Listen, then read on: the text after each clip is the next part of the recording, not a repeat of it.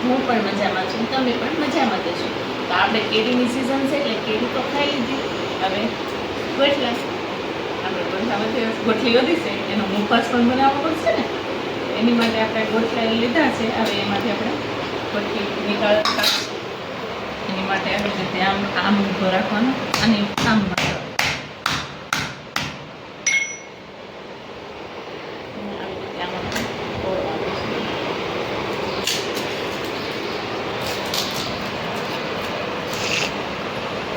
ગોઠલા રોજ કેરી ખાતા હોય પછી ગોઠલા બધા હોય પછી ગોઠલા સુકાઈ જાય એટલે આપણે 2-3 દસ્તા મારીએ એટલે તરત જ ઉતરી જાય ને આવી રીતે ગોઠલી નીકળે. આપણે એવી રીતે આ બધા ગોઠલા આપણે એમાંથી ગોઠલી કાઢીએ.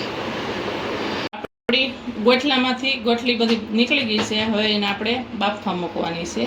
જો આપણી ગોઠલી બધી આખી જ રહી છે, અમુક ભાંગી ગઈ છે પણ બધી આખી જ છે. આવી રીતે આખી જ નીકળે એવી રીતે તમે ભાંગો ને તો આપણે હવે કુકરમાં બાફી નાખીશું.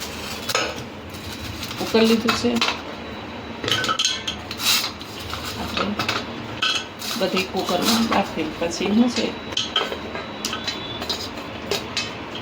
એની અંદર આપણે 1 ગ્લાસ પાણી નાખી દઈશું ને હવે મીઠું નાખીશું. મીઠું નાખી દઈશું જેટલું તમારે ખારસ જોઈએ એ પ્રમાણમાં મીઠું નાખી દઈશું ને હવે ગેસ ઉપર મૂકીશું.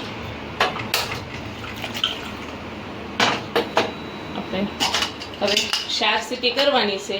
1 સીટી ફૂલ ગેસે કરવાની છે અને 3 સીટી છે ને એ ધીમા ગેસે કરવાની એટલે આપણી ગોઠલી એકદમ મસ્ત બફાઈ જાય. આપણે ઉપર બંધ કરી દઈશું ને હવે ફૂલ ગેસે 1 સીટી થવા દઈશું.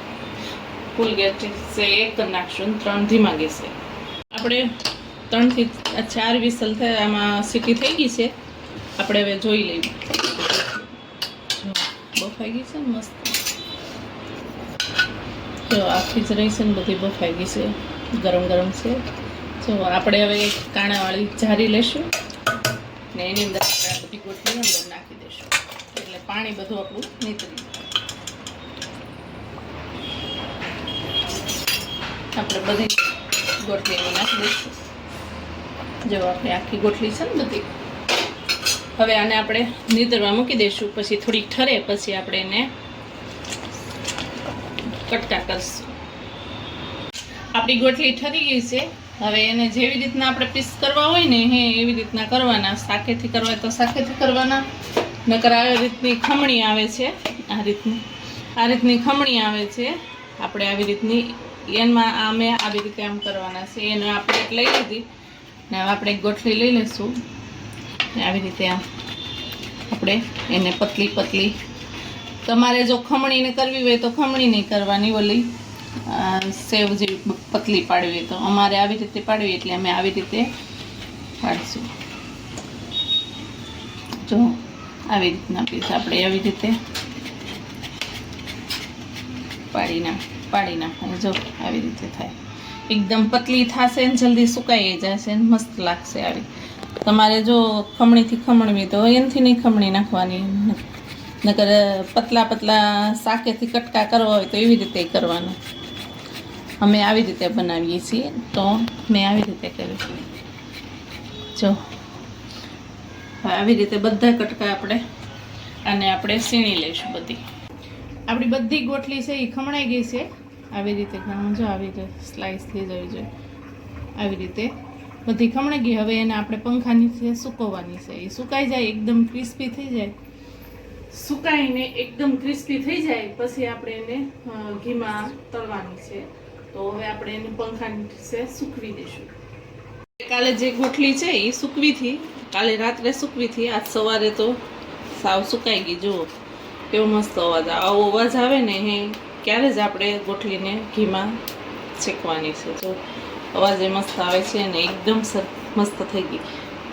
તો આપણે હવે લોહી મૂક્યું છે, એમાં આપણે ઘી નાખીશું. આપણે આમાંથી અડધી ઓલી કરવાની છે. આપણે થોડું ઘી મૂકીશું, અડધી ચમચી જેટલું. વધારે આમાં ઘી નથી જોતું.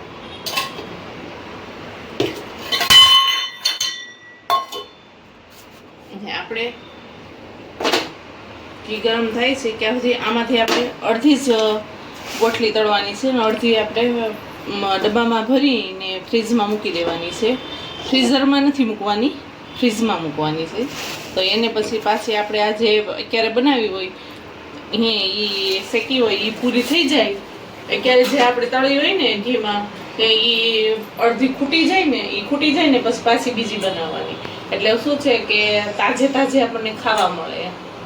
એટલે તો પહેલાં આપણે ઘી ગરમ થઈ ગયું છે, આમાં આપણે અડધી નાખી દઈશું. થોડી બનાવીએ ને તો આપણને એવું લાગે કે આપણે તાજી બનાવીને ખાઈએ છીએ. એટલે અમારા ઘરે તો એવું જ કરીએ છીએ. તો અડધી બનાવીને અડધી પાછી બનાવીશું. હવે આપણે એને ધીમા ગેસે એને શેકવાની છે. આવી રીતે ઘીમાં સાતળીએ ને તો મસ્ત લાગે, સુગંધ પણ મસ્ત આવે. ને આ આપણી ગોઠલીનું મુખવાસ ખાવાથી B12 વધે છે. આપણું B12ની કમી હોય ને એને તો આ ખાવી જ જોઈએ. આમ તો આપણે એને ધીમા ગેસે થોડી વાર સાતળી લઈશું. આપણી ગોઠલી છે સતાળી ગઈ છે. જો તમને સતાળે છે ને એટલે ખબર પડશે આ ઘી છે ને એના બબલ્સ થવા મળશે. એટલે આપણી ગોઠલી છે ને એ સતાળી ગઈ હોય. એટલે હવે આપણે ગેસ બંધ કરી દઈશું. ગેસ બંધ કરીને ગરમ છે ને ત્યાં સુધીમાં આપણે એની અંદર સંચળ નાખી દઈશું. આપણે અડધી ચમચી જેટલો સંચળ નાખી દઈશું. ને ગરમમાં નાખવાનું એટલે એકદમ મિક્સ થઈ જાય ને એકદમ બીજા સોપી આવી રીતે બધા એમાં સંચળ લાગી જાય ને પછી આપણે હવે કાઢી લેવાનું.